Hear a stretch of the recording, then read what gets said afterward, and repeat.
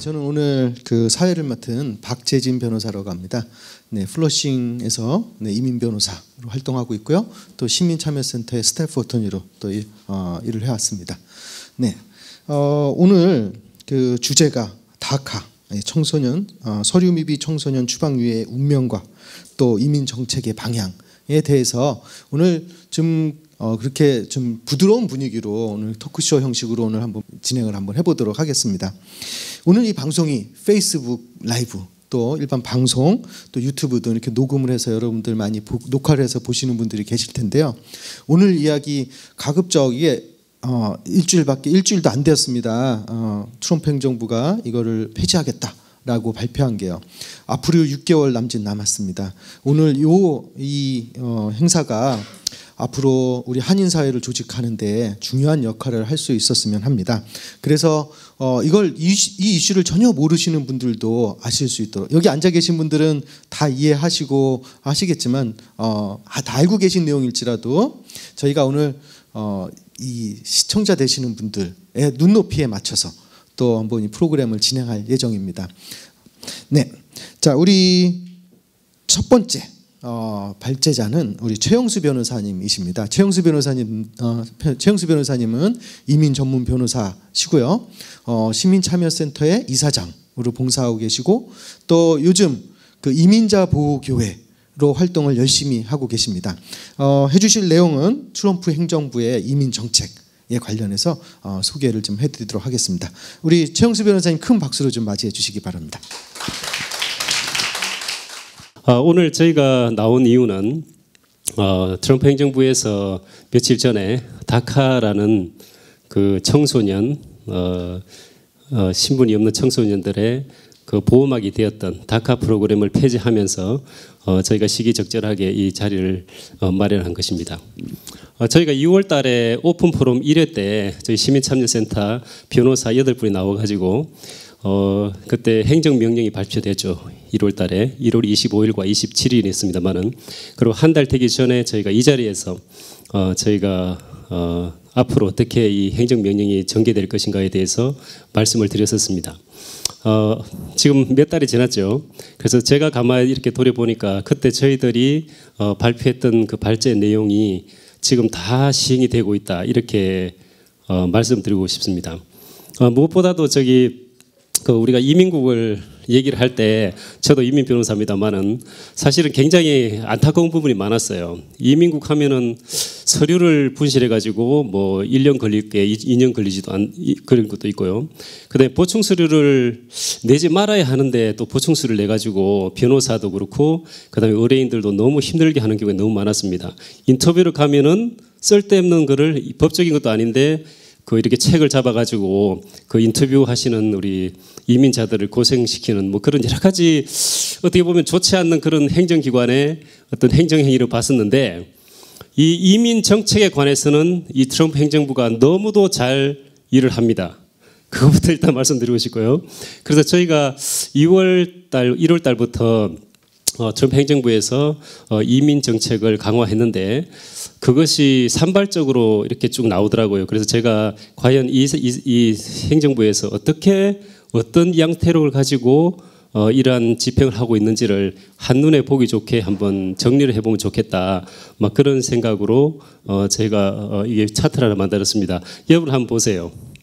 제가 5개의 차트로 해가지고 이걸 만들어 놨는데 깨알같이 써가지고 제가 한 개를 만들었습니다. 그러니까 얼마나 많은 이민 정책을, 그것도 반이민 정책이죠, 그것을 폈는지 이 차트를 보면 다 알고 있습니다. 그 큰 타이틀 밑에 하나하나가 1월 20일, 25일하고 27일 날 그 행정명령에 나왔던 내용이고요. 그 다음에 한 달 지나고 난 다음에 국토안보부에서 이제 트럼프 행정부의 행정명령을 위반하는 곳이죠. 존 켈리 장관이 메모 형식으로서 2월 27일 날 이 행정명령을 위반하기 위해서 나온 것 2개를 묶어가지고 현재까지 어떻게 진행되고 있는가를 간단하게나마 먼저 말씀을 드리는 게 앞으로 우리가 다카에 대한 얘기를 할 때 좀 배경 설명이 될 것 같습니다. 한번 보시죠. 맨 처음에 타이틀을 보시면은 추방 가능한 외국인의 범위를 확대하고 대대적 체포한다, 추방한다. 자, 오바마 행정부에서는 우리 이민자들이 신분 없는 분이 이제 이민국에 잡혀가지고 추방 재판을 받는 그 과정에서 우선적으로 priority를 줬습니다. 그래서 Priority Enforcement Program 해가지고 PEP라고요. 대부분 보면은 단순 이민자는 단순 신분 위반자는 추방 대상에서 제외했습니다. 그래서 중범죄라든지 그다음에 뭐 개행단이라든지 테러리스트 뭐 이런 쪽으로 해가지고 그 집행을 좀 이렇게 제한을 했습니다만은 행정명령을 통해서 그리고 국토안보 메모를 통해 가지고 가장 부각이 되는 것이 신분이 없는 자 자체가 집행 대상에 포함됐다 이렇게 보시면 됩니다. 그래서 예전에는 음주운전을 한번 했을 때에 뭐 유죄 판결이 있을 경우에도 시민권이라든지 그다음에 영주권 받을 때 큰 문제가 없었습니다. 근데 지금은 음주운전을 아니더라도 단순한 범법행위 또는 심지어는 작은 트래픽 바이올레이션이라든지 그다음에 미스디미너 경범죄도 모든 추방 대상에서 포함되는 뿐만 아니고 단순한 신분 위반도 집행 대상에 포함을 시켰습니다. 이거는 오피셜입니다. 자, 그것이 가장 큰 차이가 되겠습니다. 그리고 지금 빨간색으로 다카 폐지 움직임 이렇게 했는데요. 그 1월 달에 그 행정명령을 3개가 나왔는데 그리고 3개가 유출된 게 있습니다. 그래서 다카를 폐지한다는 이 내용은 사인되지 않는 유출된 행정명령에 있었어요. 근데 지금 몇 달이 지난 다음에 공식적으로 다카를 폐지하는 수순을 밟은 겁니다. 네, 그렇게 됐고요. 자, 그다음에 저희가 이 다카라는 게 사실은 80만 명이 지금 현재 대상입니다. 그리고 한국 사람들은 18,000명이에요. 그리고 그 중에 반 조금 넘는 인원이 멕시코에서 온 사람들입니다. 그리고 예전에는 이제 멕시칸들이 많은 숫자를 차지했습니다만은 지금 현재로는 아시안들도 17%가 될 만큼 많은 숫자의 그 다카 신청자가 있는 거죠.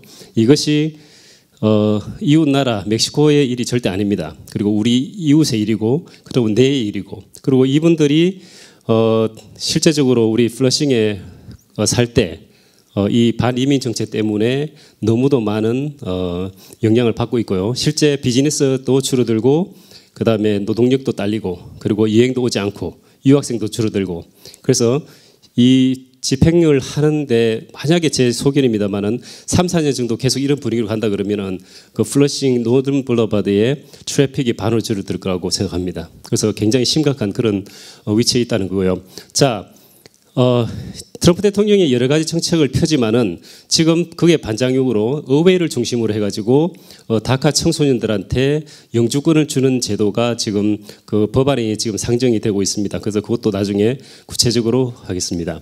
자, 그다음에 또 어떤 걸 집행을 하냐면 지금 현재 이거는 집행은 아닙니다만은 거의 확실시 되고 있는 건데요. 만약에 제가 우리 어머니를 지금 같이 살고 있는데 그냥 잠깐 방문하셨는데 안 나가셨어요. 그럼 이제 서류 미비자가 된 거잖아요. 근데 이 트럼프 행정부의 집행 그 내용을 보면은 나도 벌금을 내고 왜냐하면은 신분 없는 자를 보호했다 이렇게 되고요. 그다음에 신분이 없는 사람들도 페널티를 물려고 하는 지금 그 정책을 하고 있습니다. 이게 얼마나 빨리 나올지는 모르겠습니다만 이게 다 그 행정명령에 포함이 되어 있는 그런 내용입니다. 그리고 우리가 영주권을 신청하게 되면은 우리 그 스판서가 재정 능력이 없을 경우에 제3자를 이렇게 해가지고 조인 스판서라는 걸 합니다. 자, 예전에는 이것이 이제 법제화돼 있었습니다만 집행을 하지 않았는데 지금 행정명령을 보면은 이분들에게 만약에 이제 그 수혜자가 뭐 퍼블릭 차지라든지 정부의 보조를 받았을 경우에는 실제 그걸 스판서했던 사람들에게도 가가지고 이제 벌금을 물리는 또는 그 소송을 해가지고 돈을 받아내는 어떤 그런 얘기까지 지금 다 가고 있습니다. 물론 여러 가지 테크니컬한 부분에서 실제 이게 집행이 됐기에는 굉장히 의문이지만 이런 얘기까지 지금 나오고 있는 것이죠. 자, 그다음에 이번에 좀 부각되는 게 뭐냐면은 지금 이민국에 2만 명 정도가 이민국 직원이 있습니다. 그래서 미국 전체에 뭐 뿐만 아니고 외국에까지 이제 이런 직원들이 있는데 지금 트럼프 행정명령에 보면은 10,000명의 이민관을 지금 채용을 하려고 하고 있고요. 그런데 이 10,000명이 그냥 우리가 심사를 하는 사람들이 아니고 집행 기능을 가지는 이민관입니다. 그리고 5,000명이 보드 피트롤, 그러니까 우리가 캐나다하고 멕시코를 경계를 하고 있는데 특히 우리 서든 보더 멕시코하고 있는 거기에다가 5,000명을 추가적으로 하는 것. 자, 요게 지금 현재 그 행정명령이 돼 있고요. 문제는 이거를 하기 위해서 의회에서 과연 이 트럼프 대통령이 이것을 통과할 수 있는 그런 그 의회의 동의를 받을 수 있을까 하는 것이 일단은 이슈가 되겠습니다. 아마 여러분들 계시겠습니다만 이 변호사들은 현재 가장 좀 걱정스러운 게 여기서 하는 사람 말고 한국에서 비자를 받는 사람 있죠. 굉장히 많이 지금 문제가 되고 있습니다.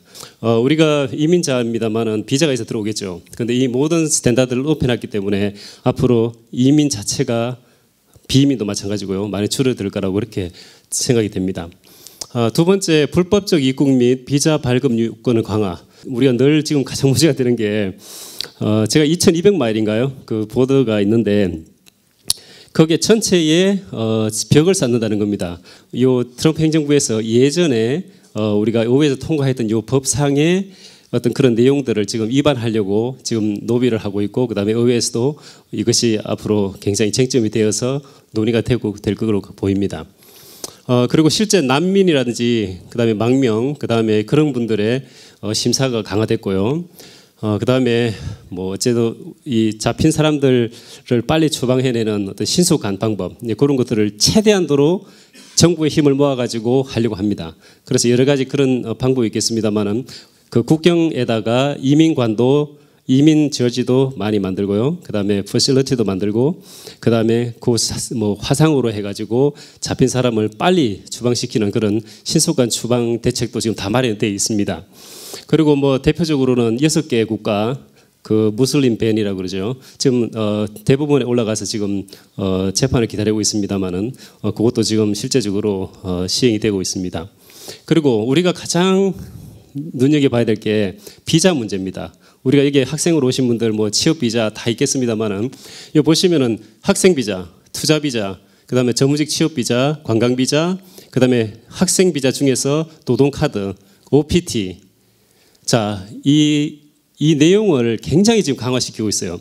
지금 최근에 이제 4월 1일 날 저희가 H1B를 많이 넣었잖아요. 근데 지금 이제 하나씩 둘씩 보충수로 나오는데 예전에는 한 두세 장 정도밖에 안 나왔어요. 저도 한 일주일 전에 받았는데 7장이 나왔더라고요. 그래서 모든 비이민 비자에 대한 심사가 무조건 강화되어 있습니다.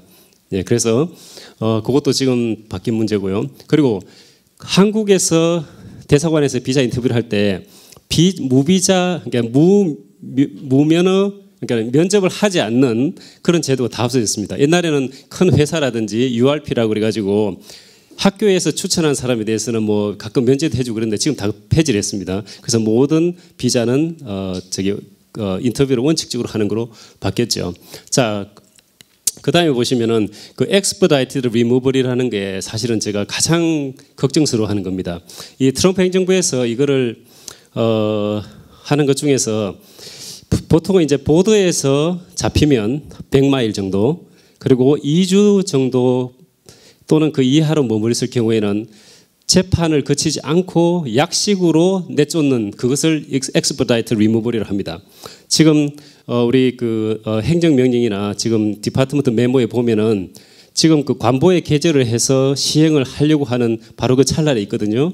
자, 요 제도가 시행이 되면 어떻게 되냐면은 미국에 있는 모든 전체 영역에서 2년 또는 그 이하로 체류한 모든 사람은 법무부 산하의 이민재판소를 거치지 않고 추방을 한다는 그게 바로 expedited removal입니다. 요거를 이 제도로 확대를 하는 그런 거예요. 우리가 이게 왜 중요할까요? 우리가 잡혔을 경우에는 헌법에 보장되어 있는 적법 절차에 따라서 법원에 가가지고 재판을 받는 거 아닙니까? 근데 그걸 할 때 이민법상에 내 구제조치가 있을 경우에는 변호사라든지 그런 사람을 통해 가지고 받는 거예요. 특히 시민권자인 배우자라든지 자녀가 있는 경우에는 이민법상에 허용되어 있는 그런 그 구제 조치가 많이 있습니다. 그러니까 만약에 법원의 판사를 보지 않고 나간다 그러면 이런 모든 이민법상에 확보되어 있는 구제 조치를 받을 기회가 없어지는 거죠. 그래서 이게 제가 볼 때는 시행이 된다 그러면은 굉장히 큰 여파가 있지 않나 이렇게 보이고요. 그 다음에 뭐 지금 이 이민국에서 하는 여러 가지 정책 중에서 우리가 한국으로 나갈 때 이게 우리가 체크하는 거 있죠. 그거 또 들어올 때 체크하는 시스템.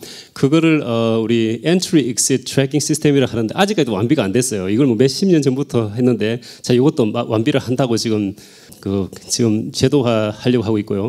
그다음에 Catch and Release라는 게 있습니다. 이건 뭐냐면은 이민국에 잡혀가지고 이제 디텐션이 되면은 예전 같으면은 오바마 정부 때는 소장에 그 보석금이 책정이 됩니다. 5,000불이나 10,000불 정도. 그런데 이 제도를 없앴어요. 왜냐하면은 잡아가지고 보석으로 릴리스를 하는 제도가 트럼프 정부에서 볼 때는 굉장히 이민을 집행하는데 장애가 많이 된다는 거죠. 그래서 요즘은 특별한 경우 아니면은 일단은 체포가 되잖아요. 그러면은 보석이 없습니다. 물론 보석금 히어링을 신청해가지고 성인이 될 경우에는 나올 수가 있겠습니다만은 이것도 가장 큰 어떤 행정명령의 하나입니다. 자, 세 번째 게 가장 중요한데요. 주, 카운티, 시정부의 그 경찰들 있죠. 이 사람들을 다 대표다해야 하는 거죠. 그러니까는 우리가 이민법은 연방정부에서 집행하는 그런 사안입니다. 그래서 주정부라든지 시에서는 이민법을 집행하지 않습니다. 그런데 287G of INA 이민법상의 287G에 해당이 그 조항에 보면은 특별한 조건이 맞는 그런 카운티 정부라든지 주에서 교육을 해가지고 그 교육을 마친 폴리스 오피서라든지 로 인포스먼트를 하는 그 사람들에게 이민법을 집행할 수 있는 권한을 주는 제도가 이겁니다. 자, 지금 현재 뉴욕은 아니고요. 실제 제가 알기로 한 20개 정도 미만이 지금 그걸 하고 있는 걸로 알고 있습니다만은 이게 해당이 되면은 아까 말씀드린 expedite removal과 마찬가지로 이 경찰들이 다 그런 사람들이에요. 그래서 만약에 뭐 트래픽 티켓이라든지 뭐 간단한 마이너 오펜스로 잡혔을 경우에 이분들이 영어를 못해요. 아시안이에요. 그럴 경우에는 그 교육에 위반해가지고 잡아서 바로 디텐션으로 할 수 있는 그리고 이민국으로 보낼 수 있는 그런 거를 지금 하고 있습니다. 물론 뉴욕은 아닙니다. 네.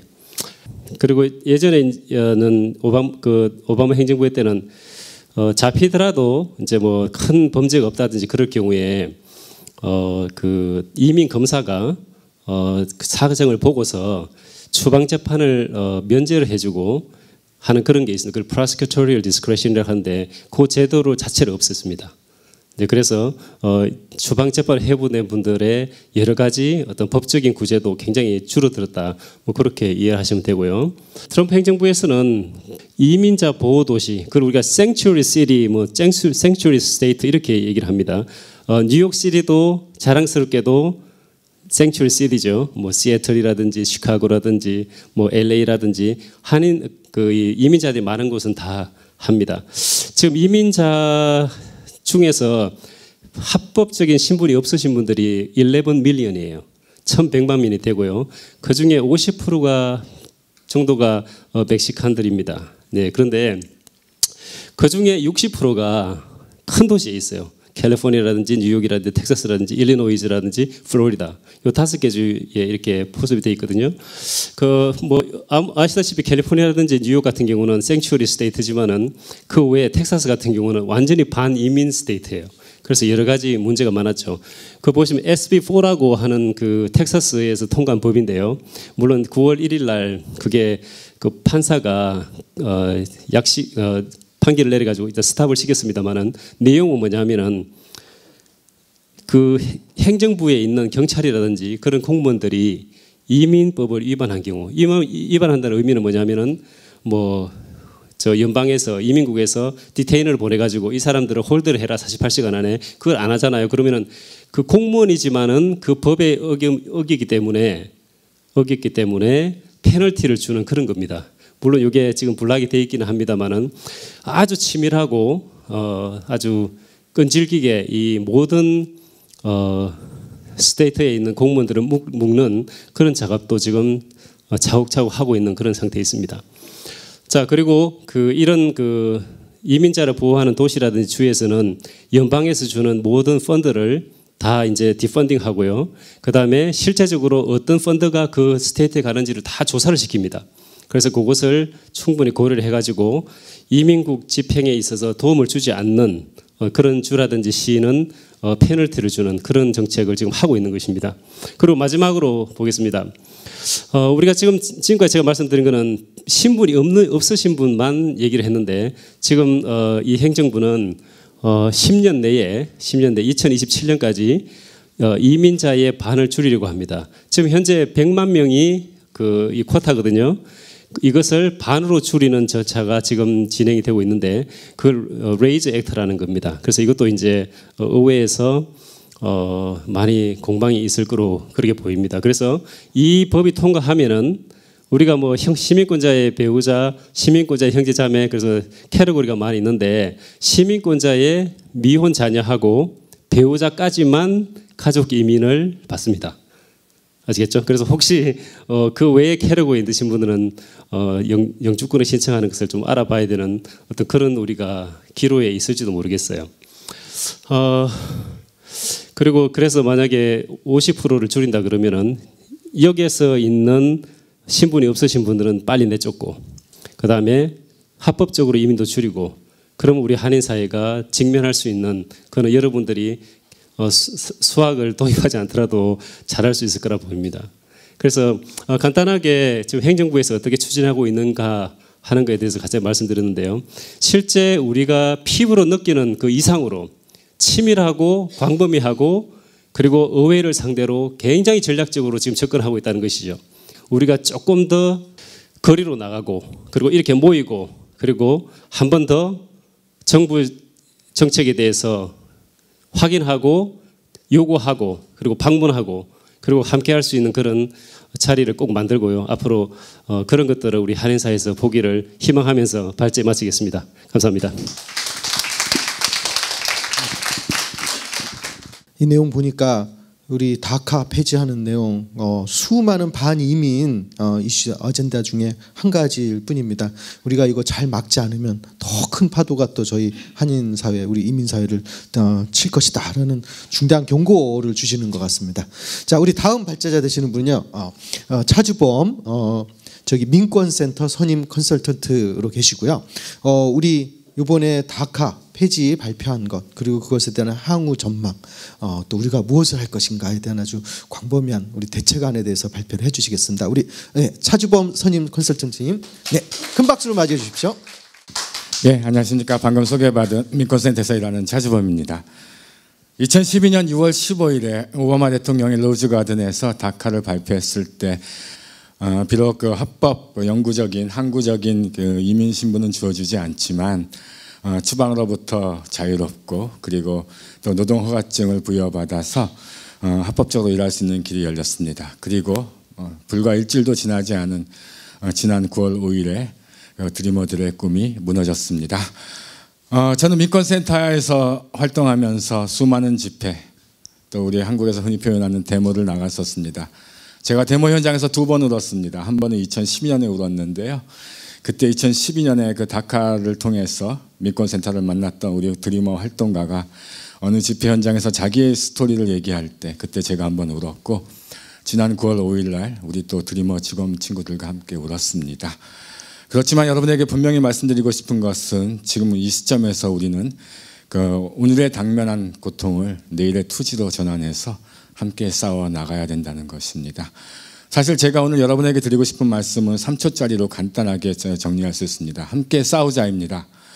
그런데 함께 싸우자만 얘기하면 좀 막연하지요. 그렇기 때문에 우리가 왜 싸워야 되는지 그리고 어떻게 싸워야 되는지 그 두 가지를 말씀드리려고 합니다. 왜 싸워야 되는지는 당위의 문제이고 어떻게 싸워야 되는지의 문제는 전략의 문제입니다.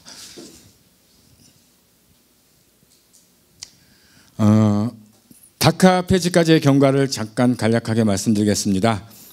저는 트럼프 대통령이 다카를 정말로 완전히 폐지하겠다고 100% 처음부터 마음을 굳혔다고 보지는 않습니다. 물론 저는 궁예가 아니기 때문에 관심법을 구사하지 않고 복심수를 구사할 능력도 없습니다. 그래서 그 사람의 마음속에 완전히 들어갔다 나오진 않았지만 지금까지의 경과는 그렇게 얘기하고 있습니다. 1월 20일 날 취임하고 1월 25일과 27일 양일간에 걸쳐서 전격적으로 무슬림 밴을 포함한 반이민 행정명령들을 발표했습니다. 그렇지만 다카는 바로 그 순간에 폐지하지 않았지요. 사실 다카 폐지는 후보 시절의 공약사항이었습니다. 그럼에도 불구하고 지난 한 8개월여 동안 암묵적으로 다카의 신청과 갱신을 허용하면서, 그리고 또 한편으로는 언론과의 인터뷰에서 드리머들을 위해서 무언가를 하겠다라는 그런 암시까지 주면서 모호한 태도를 유지했습니다.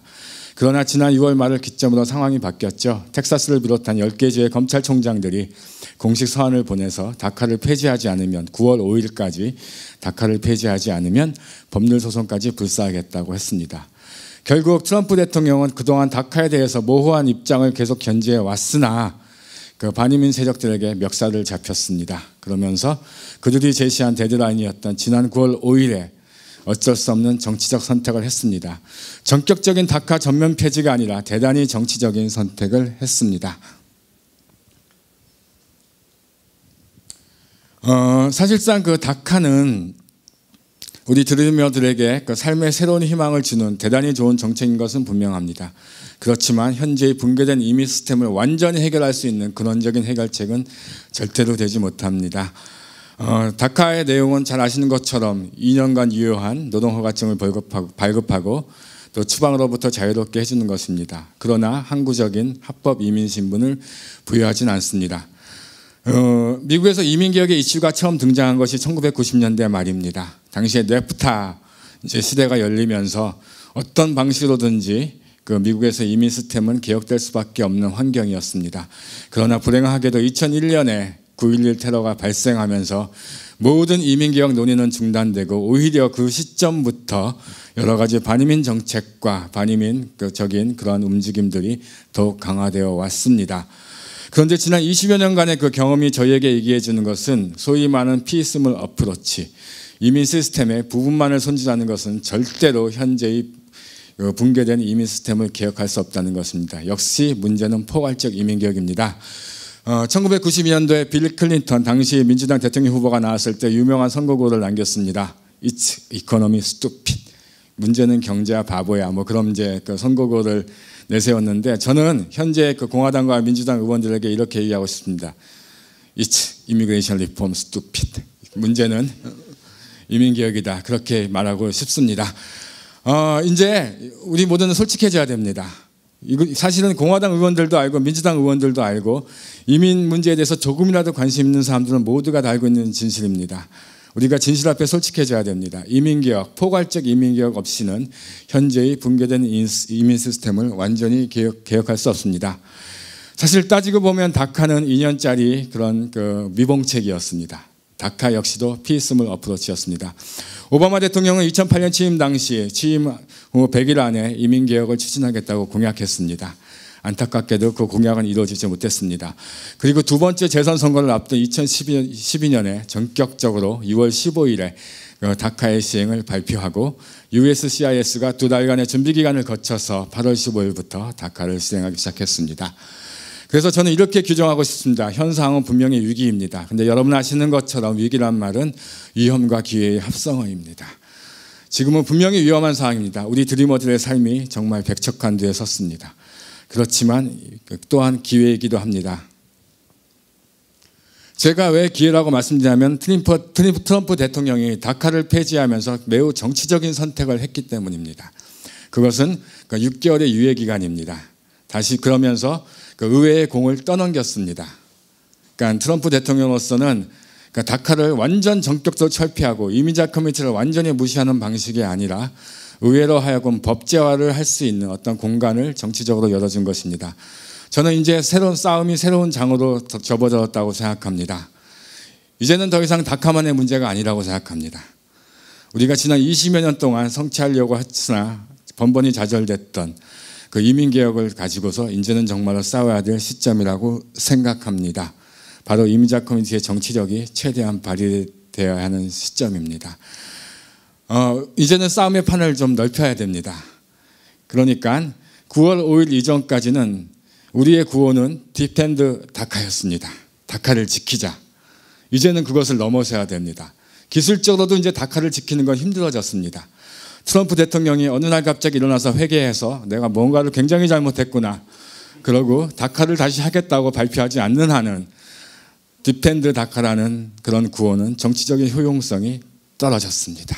대신에 이제는 legalization to all 내지는 이미그레이션 리폼이라는 좀 더 큰 구호, 좀 더 담대한 정치적 상상력을 발휘한 그리고 진짜 문제를 근원적으로 해결할 수 있는 그러한 구호를 가지고서 우리가 전진해야 됩니다. 그렇기 때문에 지금은 위험하지만 또한 기회인 사안이기도 합니다.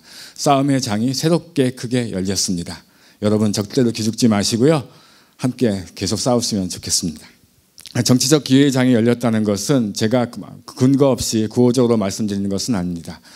지난 20년은 우리 이민자 커뮤니티로 볼 때는 이민개혁에 있어서는 어떻게 보면 패배의 역사라고 할 수도 있겠습니다. 하지만 승리의 목전까지 갔던 역사이기도 합니다. 예를 들어 드리겠습니다. 2006년이었습니다. 그때 LA에서 100만 명, 시카고에서 40만 명, 뉴욕에서 40만 명이 이민자 행진을 했습니다. 왜?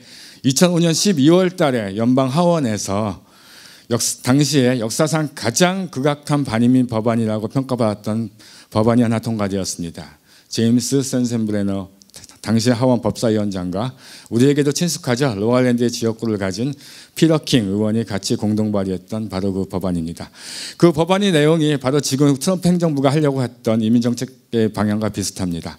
일단 서류 미비자를 전부 크리미널라이즈, 그러니까 형사법으로 다루는 범죄자를 취급하고 그리고 그 서류 미비자들을 도와준 사람들까지도 범죄자도 취급하겠다는 법안이었습니다. 다행히 그 법안이 상원에서는 통과가 되지 않아서 법제화는 되지 않았지만 만약에 그 법안이 그 당시에 법제화가 됐다면 저희 민권센터 임직원들은 전부 지금 전과자가 돼 있을 겁니다. 바로 그 법안이 나왔을 때 분노한 대중들이 2006년에 거리로 뛰어나오면서 이미그레이션 리폼을 본격적으로 요구했습니다. 그래서 LA에서 100만 명이 모였고 뉴욕에서 40만 명이 모였습니다. 그때 당시 부시 대통령은 고 에드워드 케네디 대통령과 그리고 존 맥케인 상원의원, 그러니까 상원에서 이민개혁을 초당적으로 가장 앞장서서 추진했던 두 의원과 비하인드 도어에서 법안을 컴프로마이즈, 합의했습니다. 그 법안은 양쪽으로부터 다 공격받았습니다. 저희가 보기에는 충분하게 진보적이지 않았고 반대쪽이 보기에는 그건 역시도 엠네스티였다는 것이죠. 그래서 그 법안은 사장되었습니다. 하지만 중요한 것은 당시 우리의 대중 캠페인으로서 포괄적 이민 개혁을 할 수 있는 그러한 그 동력을 확보했다는 점입니다. 그리고 지난 2010년에는 드림 액트가 연방 하원을 통과했었습니다. 다만 연방 사원에서는 필리버스터의 벽에 맞춰서 4표 차이로 좌절됐습니다.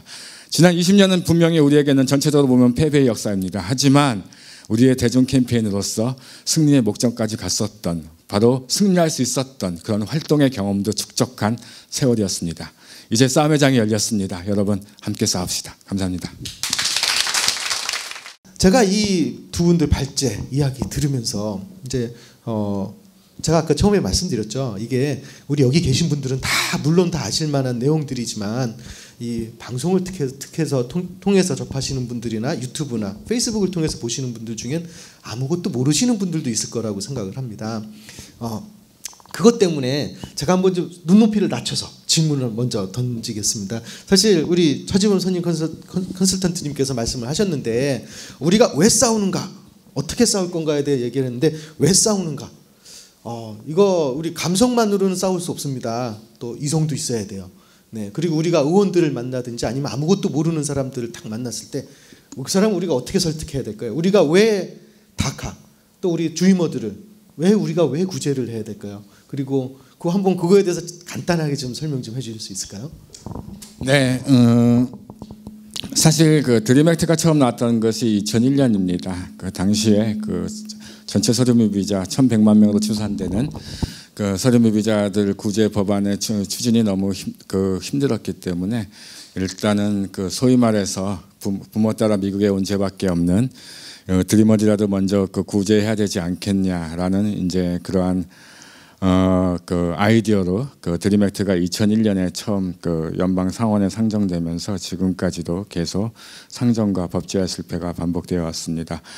이 그 드림액트가 통과된다는 것은 대단히 중요한 의미를 갖습니다. 그러니까 미국에서 어린 시절부터 미국을 자기의 모국으로 여기고 살았던 이 사람들이 진정한 미국인이 될 수 있는 그 패스웨이가 되기 때문입니다. 그렇기 때문에 그 드림액트의 그 통과 당위성은 당연히 충분하다고 생각하고요.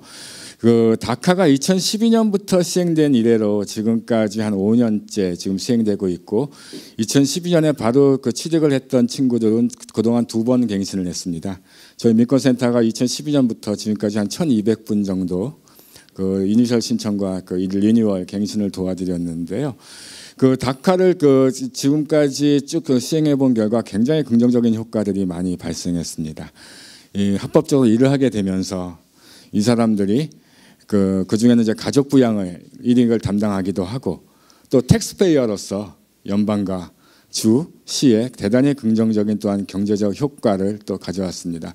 간단한 예를 드리겠습니다. 지금 텍사스 주가 주지사와 검찰총장이 제일 앞장서서 이 다카의 폐지를 추진해 왔는데요. 만약 그 다카가 6개월 뒤에 정말로 완전히 전면적으로 폐지된다면 텍사스 주는 앞으로 향후 매년 61억 달러의 GDP의 손실을 입게 됩니다. 텍사스가 뭐 반이민 그 스테이트이긴 하지만 거기도 상당히 많은 이민자들이 거주하고 있습니다. 그렇기 때문에 이 다카 더 넘어서 드림액트는 앞으로 그 미국 사회에도 굉장히 긍정적인 그런 효과를 가져올 수 있는 정책입니다. 단순히 또 이 드림액트뿐만이 아닙니다. 사실상은 왜 우리가 이민개혁을 요구하느냐? 현재 그 미국 사회의 그늘에서 살고 있는 그 서류 미비자들을 전면 합법화시켰을 경우에는 분명히 좋은 일이 발생합니다. 저들이 걱정하는 나쁜 일은 별로 발생하지 않습니다. 네, 여러분 아까 뭐 잘 말씀드렸습니다만은 우리 80만이고요. 우리 다카 수혜자들이 그리고 TPS라고 해요. Temporary Protected Status라고 해가지고 소위 말하는 남미 쪽에서 올라온 난민들이 한 25만 명 있습니다. 이분들이 한 이제 100만이 되겠죠. 지금 다카만 문제가 되지만 이 TPS도 지금 문제가 되고 있습니다. 이 폐지를 하느냐 마느냐 돌려보내느냐 여러 가지 이슈가 있습니다만은 1,100만 명 중에서 한 10%가 되는 거고요. 지금 우리가 신분이 없으신 분들이 1,100만 명인데 이것이 미국 전체 인구로 보면 3% 또는 4%입니다. 우리 공화당에서는 이분들한테 신분을 준다든지 뭐 그렇게 되면은 뭐 백인들이라든지 뭐 요게 시민권자들이 잡을 이룬다고 하면서 이거를 지금 밀어붙이고 있는 그게 키 이유죠. 그리고 이민법을 좀 강화를 해가지고 이민법을 잘 지키려고 한다는 게 지금 행정부의 두 가지 핑계입니다.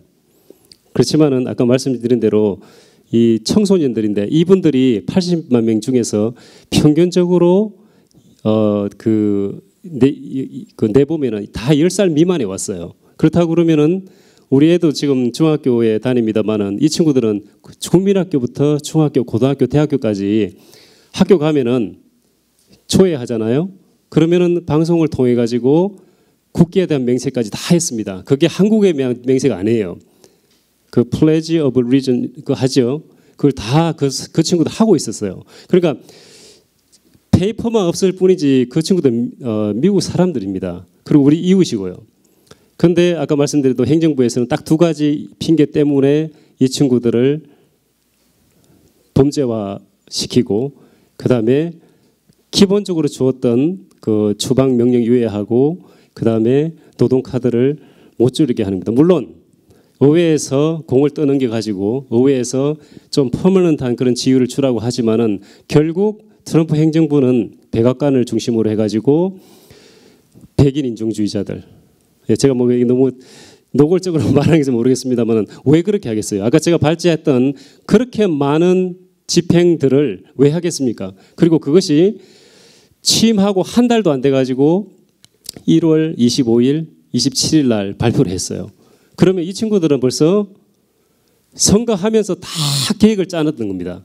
그래서 가장 먼저 했던 것이 광범위하고 아주 집중적으로 했던 것이 반이민 정책들이었어요. 자, 그 중에 다카가 가장 우리에게 피부로 닿는 그런 이슈가 되기 때문에 6개월이 지난 지금 우리가 정말 피를 끊는 그런 분노를 가지고 있는 거 아닙니까? 그래서 카몬 센스를 빌리더라도 지금 행정부에서 하는 이 다카에 대한 자세는 정말 옳지 않다. 뭐 그렇게 생각합니다. 제가 부연 설명을 조금만 더 드리겠습니다. 우리 조국 대한민국을 소위 87년 체제, 육공화국 체제라고 합니다. 그 당시에 이제 헌법이 바뀌면서 그 87년 체제 속에 저희 조국 대한민국이 놓여 있죠. 저는 미국을 1965년 이민법 체제로 규정합니다. 1965년 이민법에는 기념비적인 조항이 두 가지가 있습니다. 첫 번째, 당시까지 아시안 국가들에게 차별적으로 적용되던 그 쿼터제가 철폐되었습니다. 그리고 그때부터 가족 초청이 전면화되었습니다. 바로 그렇기 때문에 1965년 이민법을 근거로 해서 현재 우리가 목도하는 그 다인종이 살고 있는 그런 미국의 그 현재 모습이 형성되었고 앞으로도 우리가 나아가야 될 지향점입니다. 트럼프 행정부는 그 65년 이민법 체제를 전면적으로 되돌리고 싶어하는 것 같습니다.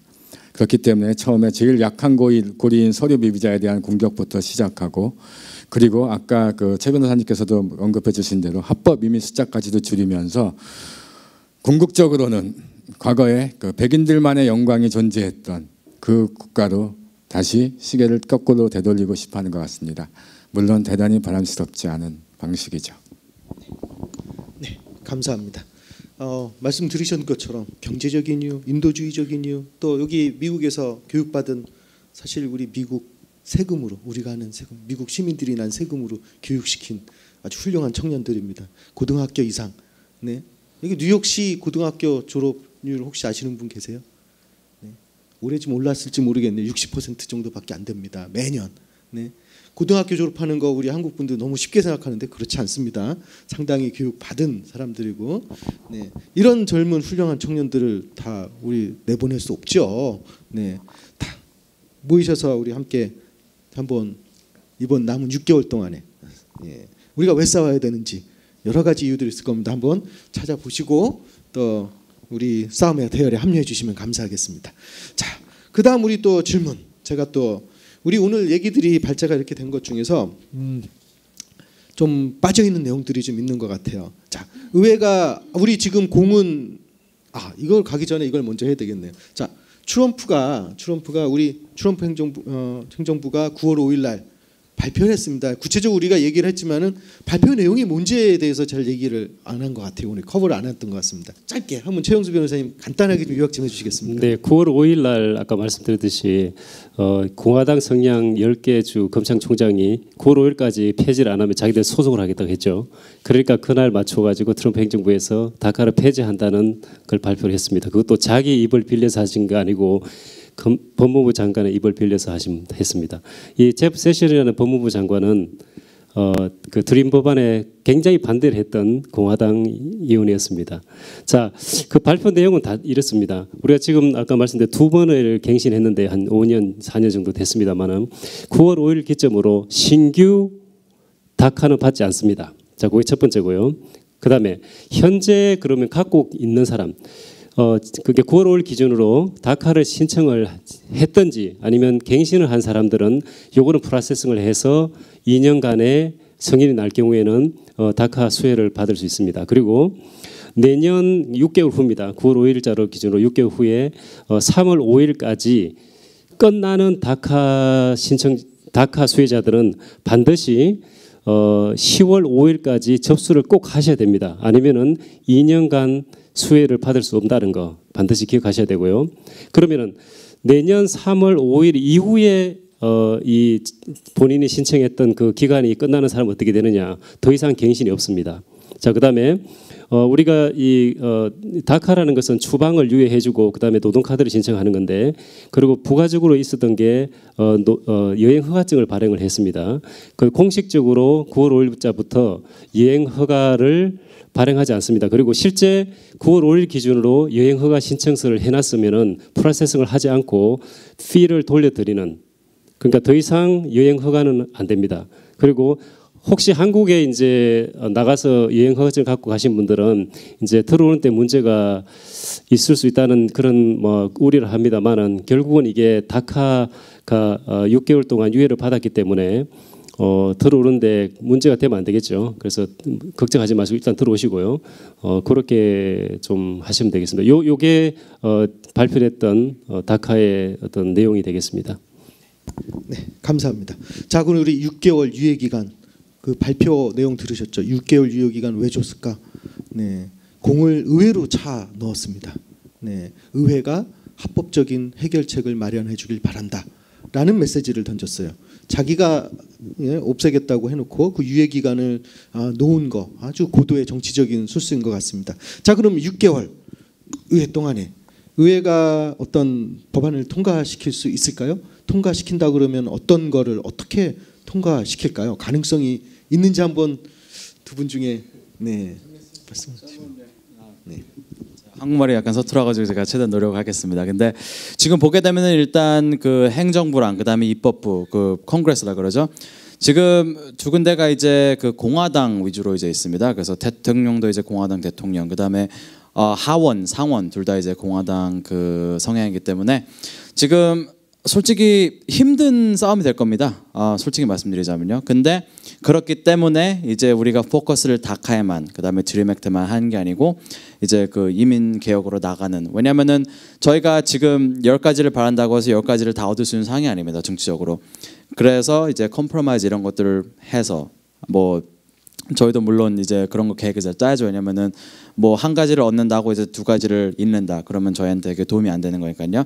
그래서 10가지를 얻어서 5가지를 얻을 수 있는 그런 상황을 지금 저희가 만들어야 되기 때문에 아까 차주범 그 컨설턴트 분이 말씀하신 것처럼 이민개혁으로 나가야 된다. 저는 그렇게 동의를 합니다. 그래서 그렇기 때문에 저희가 싸워야 될 그런 많은 시련들이 있고요. 근데 지금 볼 때 저는 일단 긍정적이고 싶습니다. 왜냐면은 뭐 약간 6개월 동안 시간도 있고 그다음에 일단 의회가, 근데 가장 중요한 거는 또 말씀드리지만 저희가 모멘텀 이제 그걸 살리는 게 제일 중요하다고 생각해요. 왜냐면은 지금 태풍 이제 그것 때문에 피해가 나서 이제 그런 비를 통과하는 것도 있고, 그다음에 지금 그 뎁실링이라 그래가지고 이제 그 매년 나온 얘기죠. 뭐 정부를 셧다운 한다든지 그래가지고 그런 얘기들이 많이 나오기 때문에 저희가 이제 좀 더 많이 목소리를 높이고 이제 좀 더 많은 노이즈를 만들어가지고 이제 그런 것들 이제 이민이 이제 좀 더 중점이 될 수 있는 이제 그런 상황을 만드는 게 제일 중요하다고 생각합니다. 제가 조금 더 구체적으로 이제 설명해 드리면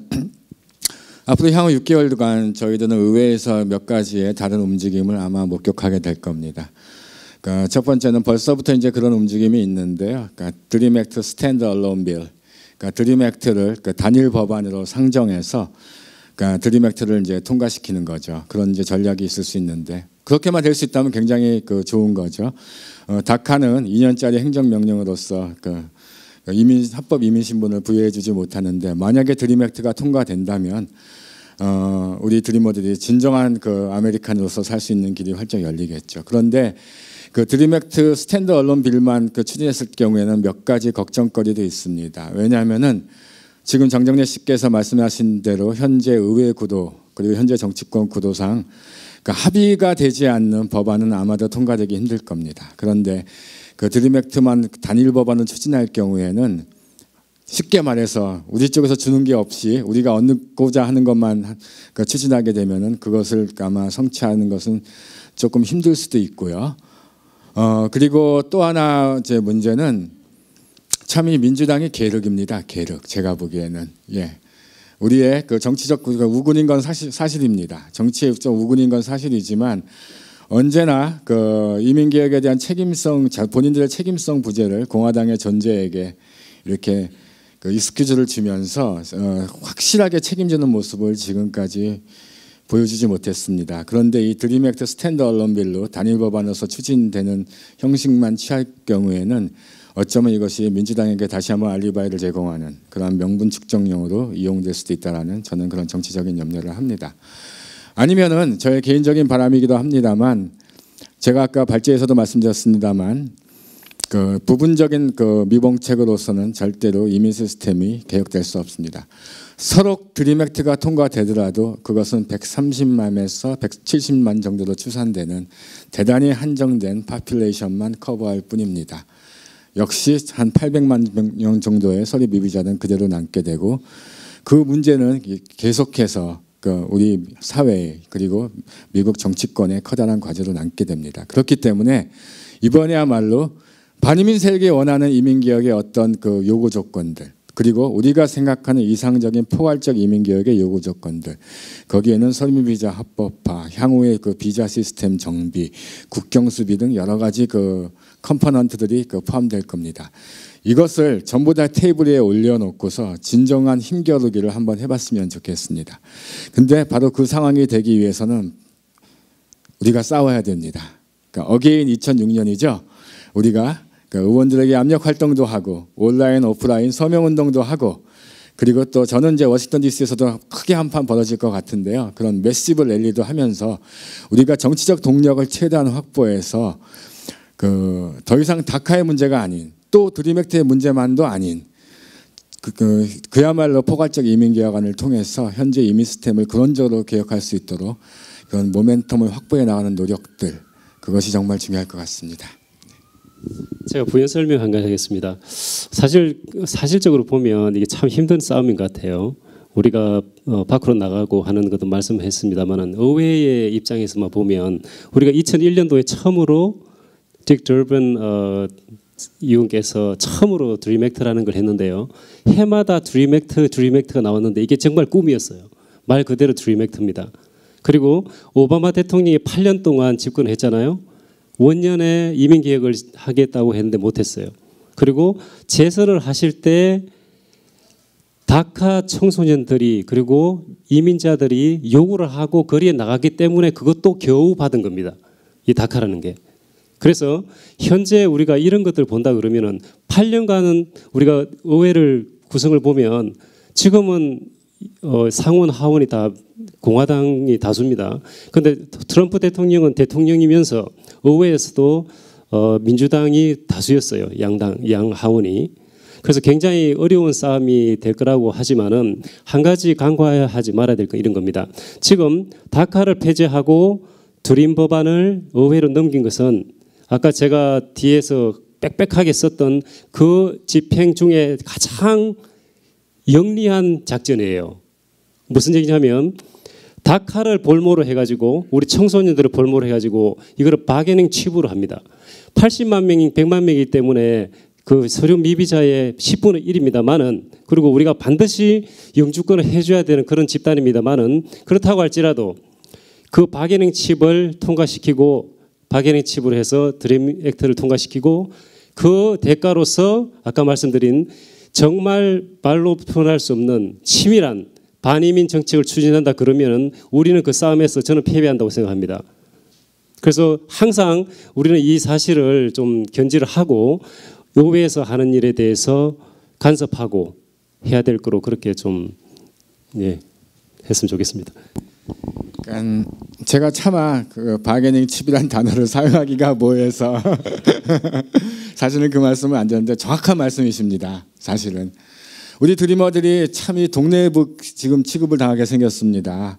그러니까 2012년에 그 사실 별거 아닌데 따지고 보면은 그 다카 혜택을 줘놓고 그것도 이제 뺏고서 이 우리 드리머들의 운명을 볼모로 해서 의회에서 자 핑퐁 탁구를 칠 그럴 좀 정치적 환경으로 흘러갈 가능성이 굉장히 많습니다. 그렇기 때문에 저희 이민자 커뮤니티께서는 바름 라인, 어떤 그런 우리가 도저히 양보할 수 없는 어떤 그 바름 라인을 확고히 정하고 그거를 기반으로 해서 우리가 중지를 모아나가는 것이 굉장히 중요하다고 봅니다. 예. 네, 감사합니다. 여러분들이 다 말씀해 주시는데 말씀 대답하시면서 제가 좀 저도 좀 붙여야겠다라는 게 자, 물론 의회에 참 어려운 싸움이 될 거예요. 어려운 싸움이 될 거고, 물론 말씀하신 것 중에 이거 포괄적 이민 개혁으로 크게 치고 나가야 된다 말씀하셨던 것처럼 이게 뭐 딜의 대상이 된다. 우리 벌써 딜 얘기되고 있죠. 우리 그 월하고 보더 월하고 이게 교환이 될 거다. 지금 공화당이 원하는 거는 저거다. 그러니까 저거 줘버리고 우리는 다 얻어 가자. 뭐 이런 의견들 내놓는 분들도 계세요. 글쎄요, 그거 줘가지고 그게 될지 저는 참 그렇고, 한 가지 더 제가 추가적으로 질문드린다면은 6개월이라는 시간밖에 없습니다. 지금 우리가 그 드림 액트든 아니면 또 다른 법안을 만들어낼 건지 어떤 건지 모르겠지만 6개월이라는 시간 동안에 혹시 그 이미그레이션 리폼 자체, 네, 포괄적 이민 개혁을 얻어낼 수 있는 시간이 될까요? 라는 질문을 좀 던지고 싶어요. 아니, 여쭤보고 싶습니다. 개인적으로 한번 좀 어떨까요? 그게 되면 6개월 시간이지만 시간이 짧으면 그냥 주임 액트만 통과시키는 것만으로도 우리 이민사회는 만족해야 할까요? 일단은 드림 액트만 통과시키는 것만 만족할 것이냐, 그 질문은 지금 시점에서 우리 스스로에게 할 필요는 없다고 생각합니다. 그것은 우리의 모든 활동이 종료되는 시점에서 정말로 무언가를 선택할 수밖에 없는, 다시 말해서 서로 간의 어떤 정치적 공방 끝에 마지막 손익 결산서를 우리가 받아봐야 되는 순간에, 그때 우리가 아마 선택을 하면 될 것 같습니다. 지금은 싸움의 초기이기 때문에 좀 더 담대한 그런 요구 조건을 가지고서 조금 더 싸움의 판을 벌려서 강력한 요구를 가지고 시작하는 것이 일단은 전략적으로 저는 맞다고 이제 생각하고요. 그리고 포괄적 이민 개혁을 과연 6개월 동안 할 수 있느냐? 보름만 해도 할 수 있습니다. 마음만 먹으면 사실. 왜냐하면 이게 20여 년 정도까지 그 이슈가 지속되어 오면서 이미 그 포괄적 이민 개혁이 된다면 그 안에 어떤 내용을 담겨야 될 것인가는 이미 드래프트로 너무나 많은 버전들이 지금 나와 있습니다. 가장 최근은 지난 2014년이었죠. 그 연방상원에서 이제 통과되었을 때. 그렇기 때문에 그러니까 이제는 더 이상 뭐 이것은 너무나 방대한 내용이기 때문에 이것을 심의하고 뭐 법안의 문구를 만들고 하는 시간이 없다라는 변명은 이제는 통하지 않습니다. 이미 우리는 드래프트를 충분히 갖고 있습니다. 그러니까 이것은 정치적의 싸움의 문제이고 정치적 해결의 문제입니다. 네, 제가 이 싸움에 가장 견줄 만한 싸움이 하나 있었습니다. 우리 헬스케어 리폼 빌 때문에 그게 우리 오바마 케어 그게 부결이 됐죠. 누구 때문에 부결이 됐죠? 맥케인 의원부터 해가지고 공화당 3명이 상원에서 반대했습니다. 근데 공화당 그러면은 반이민자 이렇게 생각하지만 왜 반대했을까요? 왜냐하면 트럼프 대통령이라든지 공화당에서는 그게 상정을 하고서도 몇 번의 연기를 하고 그리고 투표를 했었는데 공화당 의원 3명이 반대를 했잖아요. 그래서 부결된 거 아닙니까? 왜 그랬어요? 이거는 그 맥케인 의원부터 하고 그다음에 나머지 2 공화당 의원의 그 지역구에 있는 시민들이 하지 말라고 했던 겁니다. 그래서 이 싸움을 견주어 볼 때 오늘 주제는 싸움에 대해서 좀 이렇게 좀 그런데요. 저희가 그 헬스케어 리폼에서도 봤듯이 그 지역구에 있는 사람이 요구하고 그다음에 힘을 보태면은 그것이 중요한 것입니다. 그래서 6개월 안에 됐다 알겠다 이것도 굉장히 어려운 그 숙제입니다만은 그러면 그 6개월 동안 할 수 있으려면 어떻게 하느냐? 그 원동력은 그 지역구에 있는 우리다. 뭐 그렇게 좀 말씀을 좀 드려야 되겠습니다. 네, 감사합니다. 네, 공화당에라고 해서 다 이 이민자들에게 눈을 돌리지 않고 고개를 돌리는 사람들이 아닙니다. 아시겠지만 우리 드림 액트라든지 청소년을 구제하는 것에 대해서는 지난 2012, 13, 14년도 상당히 많은 공화당 의원들도 동참을 했고요. 어느 정도의 합의된 안들이 있었습니다. 그러니까 우리가 싸운다고 하면 6개월 이내에 분명히 적어도 우리 지금 버럼 라인으로 보면 충분히 이 청소년들은 구해낼 수 있지 않을까 그렇게 기대하고 그렇게 만들어야 된다고 봅니다. 네, 자 그러면 우리 좀 구체적인 질문으로 가고 싶어요. 뭐냐하면 그래도 모르니까 어떻게 될지 모르기 때문에 네, 만약에 3월 5일 2018년 그러니까 내년 3월 5일이 되겠죠. 자 내년 3월 5일 이후에 의회가 그 전까지도 아무것도 못했어요. 우리가 알기로는 그래요. 트럼프가 이렇게 공을 차 넣었을 때 제가 어디 워싱턴 포스트 신문을 읽었더니 그 얘기를 하더라고요. 뭐라 그러냐? 트럼프가 의회가 이걸 못할 줄 알고 의회에다가 던졌다. 네, 그렇지 않다라는 거 저희가 보여줘야 되는 건데요. 자, 만약에 진짜 그렇다 그러면 트럼프 행정부가 우리 다카 그 베네피셔리들이 이제 카드가 익스파이어 되잖아요. 익스파이어가 되면 그 사람들한테 어떻게 대대적인 그 추방 시작할까요? 어떻게 기대하시나요? 네, 공식적으로는 뭐 안 하죠. 뭐 트위터 상으로서 그렇고요. 그리고 실제 그 기자들이 질문했을 때 트럼프 대통령하고 법무부 장관도 priority는 아니다, 우선순위는 아니다고 하는 거죠. 이게 이제 연방 정부에서 이민을 집행을 할 때 아까도 말씀드린 한 2만 명이 있습니다.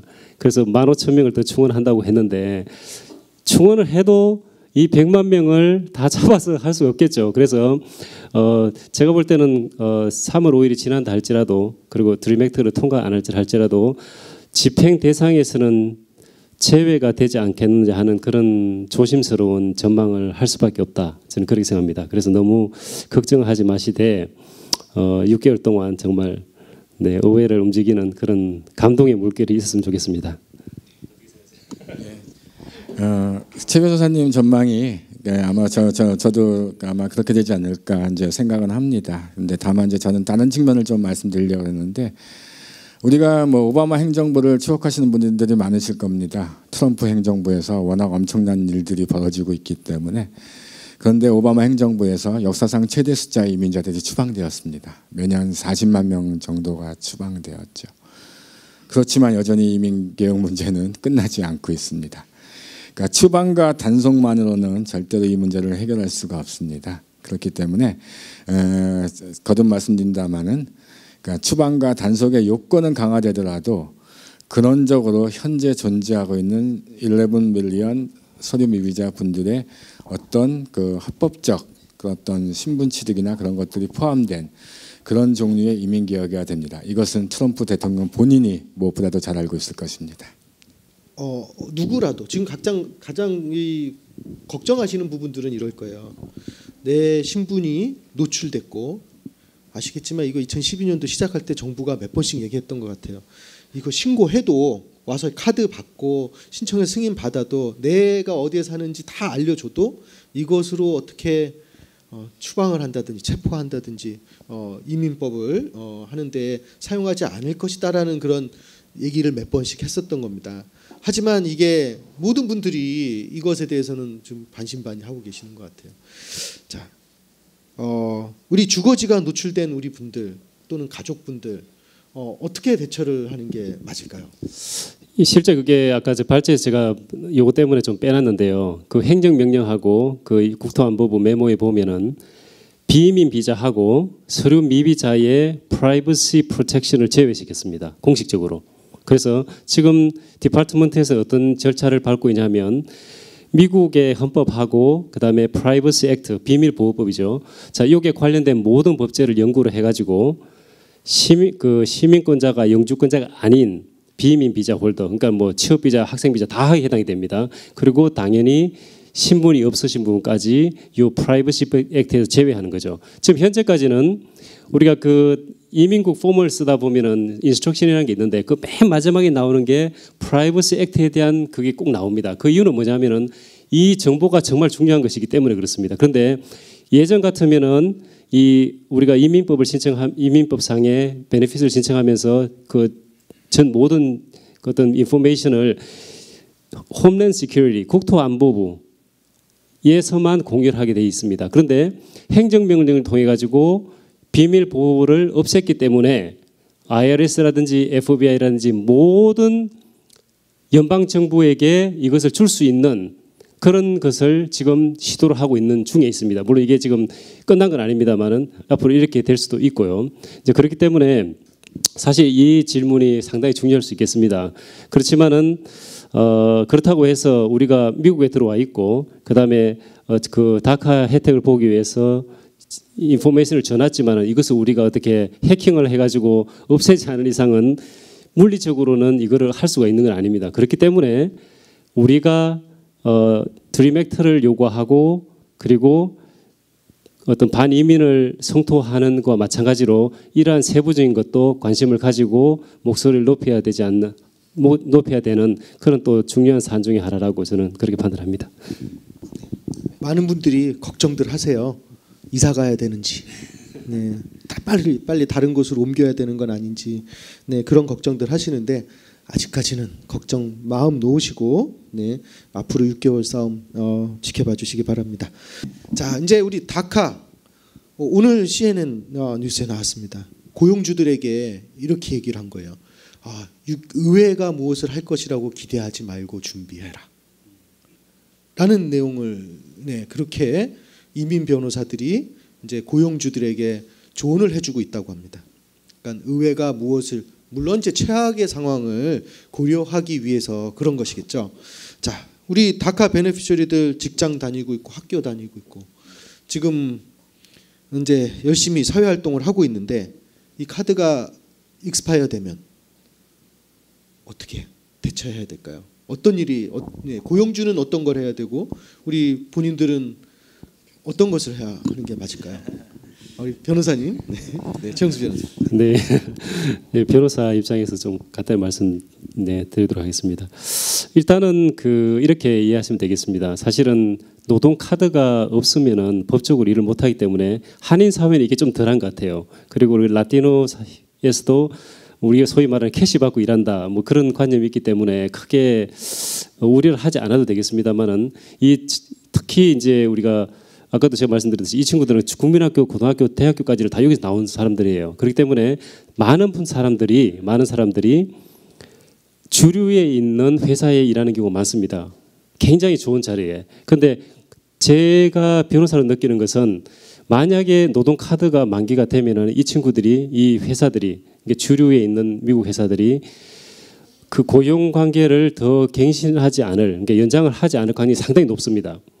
네, 그렇지만은 6개월의 지금 유예가 있기 때문에 일단은 뭐 그때까지는 괜찮을 것 같고요. 그리고 아까 말씀드렸듯이 내년 3월 5일까지 지금 가지고 있는 노동 카드가 익스파이어 되는 분들은 반드시 10월 5일까지 갱신을 해야만 2년간 더 할 수 있다. 자, 이 와중에 올해 만약에 드림 액트 통과하지 않더라도 2년 안에 통과한다 그러면은 최소한 연장한 사람들은 보호를 받을 수 있는 거고요. 그리고 트럼프 대통령이 뭐 제가 굉장히 개인적으로는 참 상상할 수 없는 인물입니다만은 그래도 그분이 우리나라의 대통령이기 때문에 그분이 한 트위트를 참 이렇게 생각하지 않을 수가 없습니다. 만약에 6개월 안에 드림 액트가 통과하지 않았을 경우에 자기가 이 이슈에 대해서 다시 리비짓 한다고 얘기를 했습니다. 그렇기 때문에 뭐 그런 입장에서 볼 때 혹시 만기가 된 노동 카드를 갖고 있는 경우라도 너무 지금 현재로는 걱정을 하지 마시고요.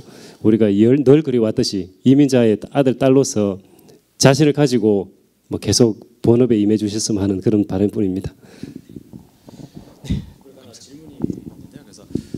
제가 뭐 패널로서 지금 많이 이런 잘 듣고 있는데요. 지금 보게 되면은 많은 부분이 궁금하실 수 있는데 지금 다카 받는 분들도 보시게 되면은 이제 자기 LLC 이제 뭐 컴퍼니라 그러죠.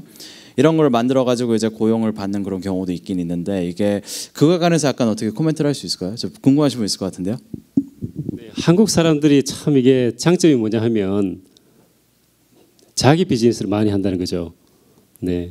참 이게 아주 외국 나라에 와서 영어도 못 하는데 경리적으로 자영업자를 많이 합니다. 그래서 컴퍼니를 만들고 LLC를 만들고 하는 것인데 오히려 이런 분들은 제가 볼 때는 오히려 더 낫지 않나 싶어요. 왜냐하면은 주류 회사에서 노동 카드의 유효 기간을 따지는 그런 회사가 아니고 본인이 본업을 하기 때문에 거기에 대해서 굉장히 플렉시빌리티가 있는 겁니다. 그래서 그런 분들은 오히려 거의 제도권에서 벗어났다고 할 수 있을 만큼 큰 문제는 안 될 거 아닌가 이렇게 생각합니다.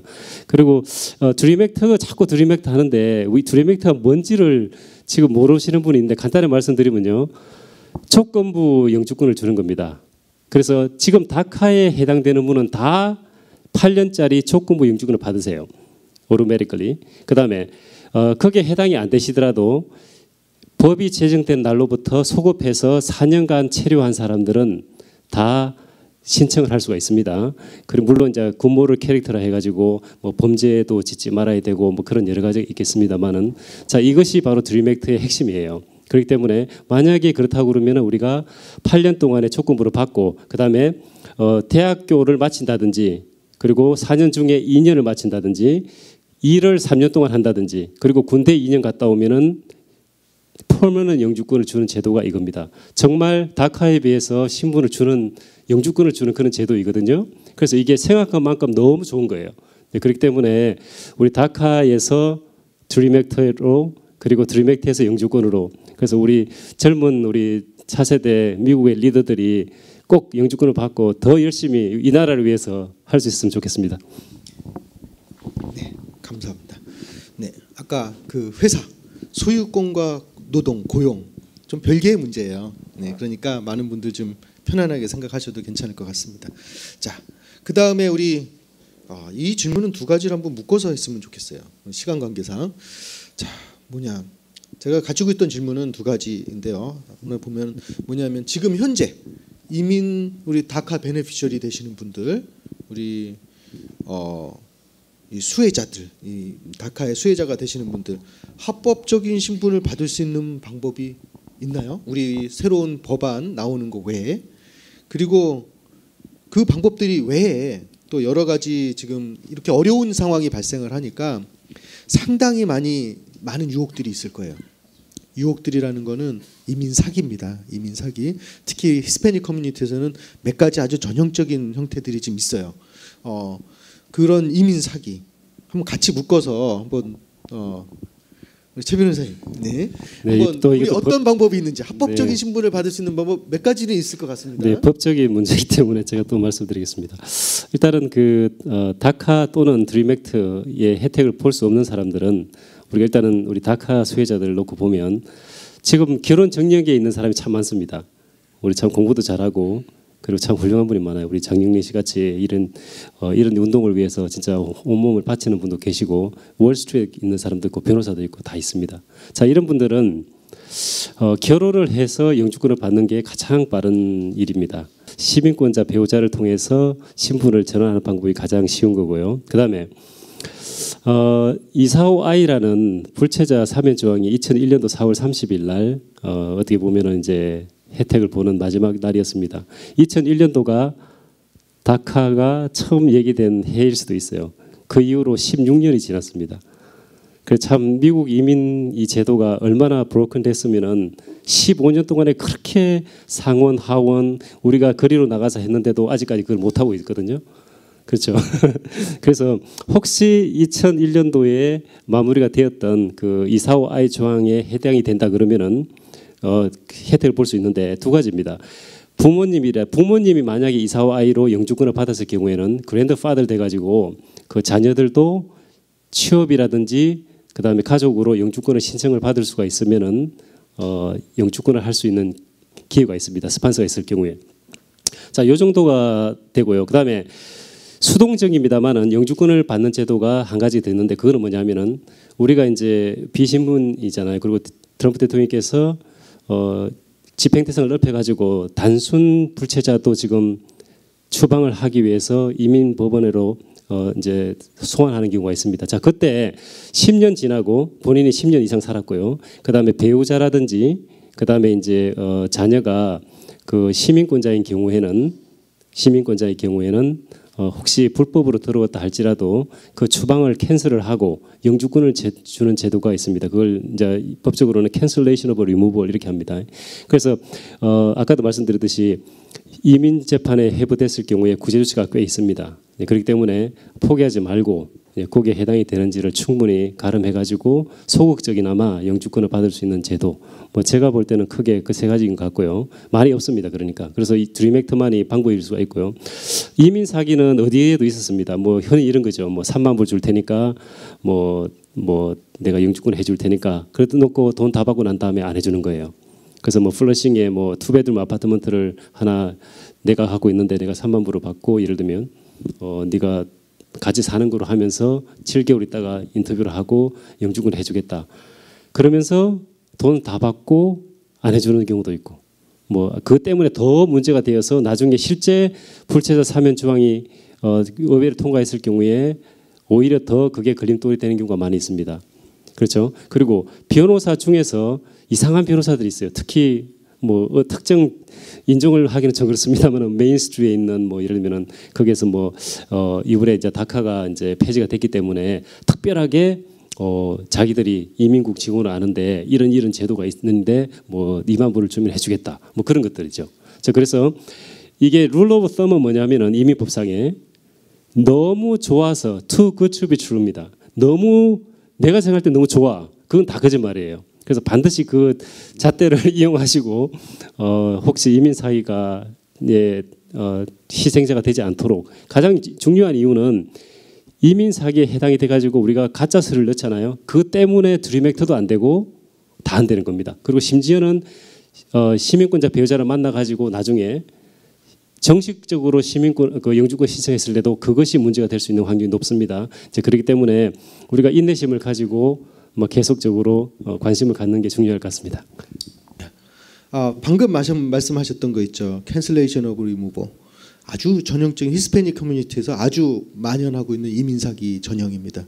뭐라고 묻냐? 10년 이상 미국 살았어? 너 됐어. 그러면 너는 영주권 받을 수 있는 거야. 그러고서는 네, 돈도 받고 뭘 하죠. 그리고 그 멀쩡히 있는 사람을 저기 네, 신고를 하고 네, 그 기준이 근데 아주 높아요. unusual extreme hardship이에요. exceptional extreme hardship이에요. 그 증명하는 게 쉽지가 않거든요. 네.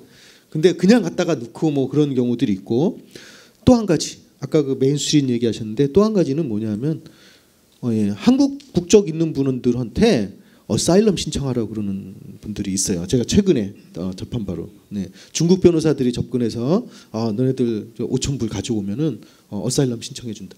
네, 현재 한국 정부가 그런 그 네, 무자비한 정권이 아니기 때문에 어사일럼 지금 못 받으세요. 네, 근데 한국 여권임에도 불구하고 이상한 중국 쪽 얘기를 듣고 가시는 분들 문의하시는 분들이 있으십니다. 절대 그런 데는 빠지시지 마시기 바랍니다. 자, 우리 마지막으로 우리 이 방송 들으시면서 우리 보시면서 6개월 동안 싸워야 되겠다. 우리 나가자. 네, 이제 피가 좀 다 끓으시는 분들 계시죠. 우리 뭐 해야 되나요? 어디 구체적으로 어떻게 해야 될까요? 한번 좀 안내해 주시면 저희 같이 참여할 수 있는 방법이요. 짧은 소견이지만 제가 몇 가지 말씀드릴게요. 그러면은 일단 첫 번째는 아까 자꾸 말이 나왔던 그런 경우인데요. 이제 그 거리로 이제 나가는 겁니다. 이제 저희가 이제 그 저희 커뮤니티 의견을 표출할 수 있는 방법이 여러 가지인데 제가 생각해 가장 효과적인 거는 숫자로 승부를 하는 거죠. 예를 들어서 뭐 아까 차주범 그 컨설팅님께서 말씀하셨지만 LA에서 100만 명, 뉴욕에서 40만 명, 그 다음에 DC에서 1월 달에 그 워먼스 마치라 그래가지고 큰 이벤트가 있었죠. DC에서 아마 제일 큰 이벤트였는데 거기도 아마 100만 명이 넘게 왔을 거예요. 그래서 이민자 커뮤니티가 진짜 힘을 보여줄 때가 왔다. 그 다음에 미디어에 이제 우리가 이런 정치력이 있다 이런 거 보여줄 때는 진짜 거리 나와야 되는 그런 겁니다. 그래서 지금도 오늘도 있었어요. 이제 트럼프 타워 바로 앞에서 이제 뭐 데모 시위 이런 것도 많이 하고, 그 다음에 앞으로 6개월 동안 오늘 하루만 있는 이벤트가 아니고 그런 이벤트가 쭉 있을 겁니다. 그래서 민권센터 웹사이트라든지 뭐 페이스북 페이지 요즘 많으시죠? 아니면 뭐 다른 단체들 아시는 단체들 뭐 페이스북 페이지 이런 데 가시게 되면은 이벤트가 쫙 나옵니다. 언제 몇 시, 그다음에 며칠, 그다음에 어떤 식으로 참여를 할 수 있는지 그런 걸 보시게 되면은 거기에 참여를 하시는 게 제 생각이 제일 중요하다 생각하고요. 그다음에 두 번째로 제가 생각할 수 있는 거는 이제 그 아까 제가 말씀드렸지만 유권자분들이실 경우에는 이제 그 저희가 6개월만 바라보는 게 아니고 6개월 뒤에도 이제 바라봐야 되겠죠. 그래서 투표를 안 하시거나 등록 안 하신 분들은 등록을 하셔가지고 이제 그 미민자의 유권자의 힘을 보여주는 이제 그런 경우도 있습니다. 그리고 또 이제 그 커뮤니티 멤버이신 분들 경우는 이제 그 의원이라든지 그다음에 시의원, 그다음에 이런 분들을 통해 가지고 이제 편지라든지 저희가 또 서명운동 이런 거 하니까 저희가 그런 걸 모으게 되면은 이제 그 의원들한테 보내거든요. 그래서 그런 것들을 통해 가지고 이제 그 의견을 전달할 수 있고 그런 것들을 통해서 우리 숫자를 알릴 수 있는 저희가 그게 되게 중요하다고 생각합니다. 그리고 한 가지 드리머로서 말하고 싶은 거는 이제 그 저희 커뮤니티가 이제 목소리를 내시는 분이 많이 없잖아요. 솔직히 보게 되면은 이제 뭐 자기 신분 때문에 그 신분 이런 걸 되게 숨기고 싶어하고 그런 경우가 많은데 이럴 때일수록 저희가 이제 그 저희 목소리를 높이고 그다음에 이제 뭐 드리머로서 커밍아웃 이런 거라 그러죠. 그래서 그 신분에 기죽을 필요 없이 신분 때문에 무서워할 필요 없이 이제 남들에게 그다음에 나의 친구들에게 이제 그 이런 상황이 돌아가고 있으니까 이제 이런 것들을 해결하기 위해서 힘을 뭉쳐야 할 때다 이런 식으로 이제 그 설득이라든지 대화를 나눔으로써 이런 주제를 알리는 게 제일 중요하다고 제가 생각을 합니다.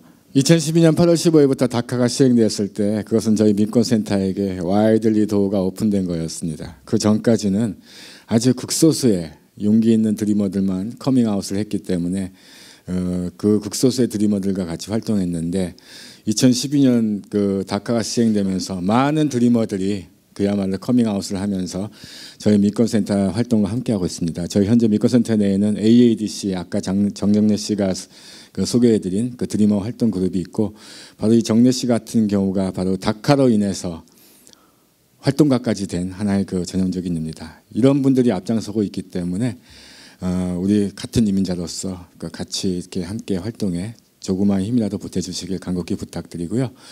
제가 아까 말씀드린 2006년 대규모 마칠 때 뉴욕 타임스가 사설에서 말했습니다. Sleeping Giants Wake Up. 그러니까 잠자던 거인이 깨어났다. 근데 그 거인이 다카라는 진정제를 복용하고 잠시 서강 상태에 접어들고 있었습니다. 이제 다시 한번 깨어날 시간입니다. 예. 네, 제가 말씀드리고 싶은 건 현재 우리 뉴욕에 살잖아요. 뉴욕, 뉴저지, 커네티컷이 우리 트라이스테이트인데 실제 우리가 보호막이 없는 건 아닙니다. 지금 우리 참 제가 존경하는 우리 자주법 민권센터 컨설턴트 그리고 장정래 이런 분이 많아요. 그리고 지금 시민참여센터에서 10명의 이민 변호사로 구성된 이민자 보호 법률 대책위원회도 있고요. 그리고 90개 교회가 연맹을 해가지고 Sanctuary Church Movement를 하고 있습니다. 그래서 이러한 단체들의 만약에 어떤 뭐 예를 들면 뭐 행사를 한다. 그럴 경우에 가서 좀 참석해 주는 것 자체가 바로 같이 하는 겁니다. 그래서 우리가 이 나라에 살면서 참 바쁘고 힘들고 또 애도 봐야 되고 직장도 가야 되고 하는 다 바쁘지만은 이런 대표적인 단체들이 일을 할 때 좀 지원해 주시고 그리고 참석해 주는 그것이 아마 가장 먼저 가장 멋있는 그런 우리 이민자로서의 첫 발걸음이 아닌가 그렇게 생각합니다. 네, 감사합니다. 여러분들 참여하실 수 있는 방법 많이 있습니다. 직접 참여하실 수 없으시면 참여하시면 좋고요. 참여하실 수 없으시면 민권센터 웹사이트를 가셔도 좋고 시민참여센터 웹사이트를 가셔도 좋고 또 이민자보호교회 또 페이스북 하셔서 후원금 보내주셔도 크게 우리 활동하는 데 큰 도움이 되겠습니다. 제가 이제 딱 한 가지를 추가하고 싶은 게 이제 저희가 이민 개혁 이제 운동을 하다 보게 되면은 이제 이민자들만 이런 집회에 나오는 게 아니고 이민자들만 이제 로비 이런 걸 하는 게 아닙니다. 예를 들어서 뭐 얼마 전에 마이크 zuckerberg라죠. 그 페이스북 창업자라든지 실리콘밸리 이제 뭐 테크 컴퍼니 사장들 그다음에 그 노동조합 유니언들 그다음에 이제 뭐 일단 교회라든지 이제 카톨릭 교회 이제 그런 그 단체들도 이제 이민 개혁 이런 거를 되게 지지를 하는 입장이기 때문에 그런 사람들이 힘을 모으고 그다음에 이민자들 힘을 같이 모으게 되면 저는 승산이 있다고 생각을 합니다. 그렇기 때문에 우리가 포괄적 이민 개혁을 자꾸 얘기하는데 마지막으로 서점 비자의 대대적 합법화가 포함된 이민 개혁이 이루어진 게 지난 1986년이었죠. 레이건 공화당 행정부 당시였고요.